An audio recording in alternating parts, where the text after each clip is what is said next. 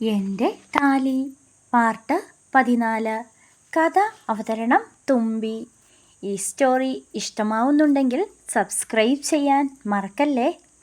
പുറത്ത് വന്നു നിന്ന കാറിൻ്റെ വാതിൽ പതുക്കെ തുറന്നു. ആദ്യം ഇറങ്ങിയത് സുധിയായിരുന്നു. പിന്നാലെ രേഖയും, പിന്നെ ലക്ഷ്മിയമ്മയും, ഒടുവിൽ രേണുവിൻ്റെ അച്ഛൻ.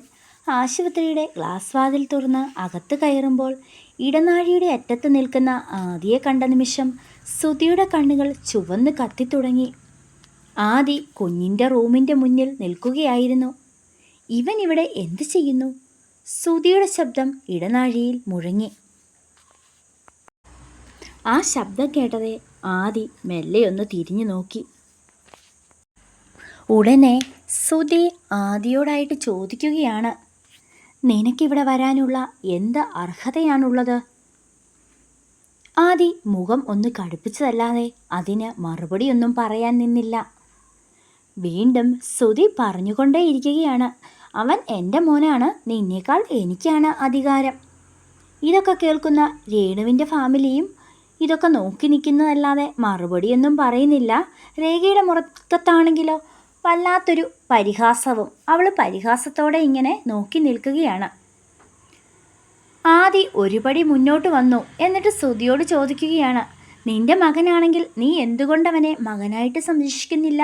അത് കേട്ടതേ സുധി ആദിയുടെ ഷർട്ടിൻ്റെ കോളറിൽ പിടിക്കാൻ ശ്രമിക്കുകയാണ്. എന്നിട്ട് അവനോടായി പറയുകയാണ്, നീ എൻ്റെ കുടുംബത്തിൽ കയറി കളിക്കണ്ട. പെട്ടെന്നാണ് ആ നിമിഷം റൂമിൻ്റെ വാതിൽ അകത്തു നിന്ന് തുറന്നത്. കരച്ചിലോടെ രേണുവാണ് പുറത്തേക്ക് വന്നത്. സുധി, മതി മതി സുധി. അവളുടെ ശബ്ദം ഇടറിയിരുന്നു. ഇത് ഒരു ആശുപത്രിയാണ്. എൻ്റെ കുഞ്ഞ് അകത്ത് കിടക്കുകയാണ്. ഇപ്പോൾ ഇവിടെ അവകാശവാദങ്ങൾക്കുള്ള സമയമല്ല. സുധി അവളെ നോക്കി ചിരിച്ചു. എൻ്റെ മകനെ കാണാൻ എനിക്ക് ഒരുത്തിയുടെയും അനുമതി വേണ്ട. അപ്പോഴേക്കും ഡോക്ടർ പുറത്തേക്ക് വന്നു പറഞ്ഞു, കുഞ്ഞിൻ്റെ നിലയിൽ ചെറിയൊരു മാറ്റമുണ്ട്, അച്ഛനൊന്ന് അകത്തേക്ക് വരൂ.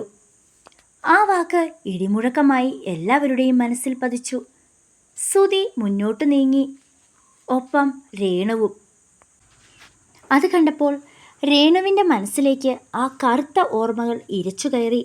തൻ്റെ കുഞ്ഞിന് കടുത്ത പനിയായിട്ട് ഹോസ്പിറ്റലിൽ പോയി മടങ്ങി വന്ന ആ രാത്രി, വീടിൻ്റെ ഉമ്മറത്ത് വെച്ച് തൻ്റെ ഭർത്താവ് സുധി സ്വന്തം അനിയത്തി രേഖയെ ചുംബിക്കുന്നത് കണ്ട ആ നിമിഷം, ലോകം തന്നെ തല കീഴായി മറിഞ്ഞ ആ നിമിഷം, തന്നോടുള്ള സ്നേഹം അഭിനയമായിരുന്നെന്ന് തിരിച്ചറിഞ്ഞ നിമിഷം, കല്യാണത്തിന് മുമ്പേ ഇവർ തമ്മിൽ ബന്ധമുണ്ടായിരുന്നെന്നും തിരിച്ചറിഞ്ഞപ്പോൾ തൻ്റെ ഹൃദയം നുറുങ്ങിപ്പോയതായിരുന്നു.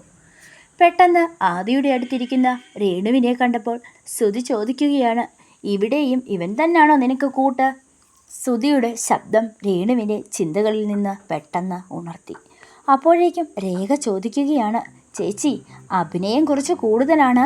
പണ്ട് ആദിയെ പ്രണയിച്ചിട്ട് പിന്നെ സുധിയെ കെട്ടി, എന്നിട്ടിപ്പോൾ വീണ്ടും പഴയ കാമുകൻ്റെ തോളിൽ ചായുകയാണോ? നാണമില്ലേ? സ്വന്തം അനിയത്തിയുടെ വാക്കുകൾ കേട്ട് രേണുവിൻ്റെ അച്ഛനും തല താഴ്ത്തി. എന്നാൽ അദ്ദേഹത്തിൻ്റെ കണ്ണ് നിറഞ്ഞിട്ടുണ്ടായിരുന്നു. ലക്ഷ്മിയമ്മയുടെയും കണ്ണ് നിറഞ്ഞു തുളുമ്പി. ആദിക്ക് ഇതൊക്കെ കേട്ടിട്ട് ദേഷ്യമടക്കാനായില്ല. അവൻ പെട്ടെന്ന് സുധിയുടെ നേരെ തിരിഞ്ഞു. നിന്റെ നാവും നടക്കി വെച്ചേക്ക് സുധി.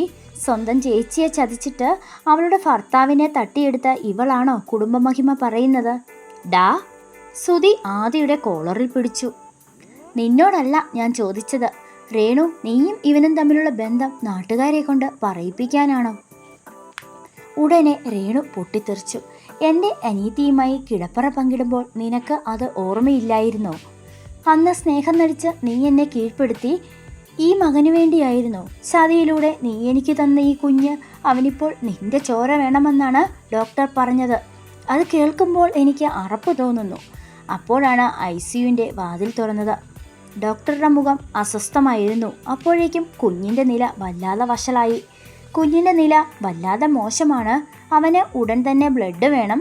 അച്ഛൻ്റെ രക്തം മാച്ചാകാൻ സാധ്യതയുണ്ട്. അച്ഛൻ ആരാണോ അദ്ദേഹം വരൂ എന്ന് ഡോക്ടർ പറഞ്ഞു. ശേഷം അദ്ദേഹം അകത്തേക്ക് പോയി. സുധി ഒരു വിജയച്ചിരിയോടെ ആദിയെ നോക്കി. കണ്ടോടാ, എത്രയൊക്കെ കൂടെ നിന്നാലും അവൻ എൻ്റെ രക്തമാണ്. എൻ്റെ ബ്ലഡ് അവന് വേണം. സുധി ഡോക്ടറുടെ കൂടെ ഉള്ളിലേക്ക് പോയി. രേഖ അഹങ്കാരത്തോടെ രേണുവിനെ നോക്കി നിന്നു. പക്ഷേ അല്പസമയത്തിനകം വിളറി വെളുത്ത മുഖവുമായി സുധി പുറത്തേക്ക് വന്നു.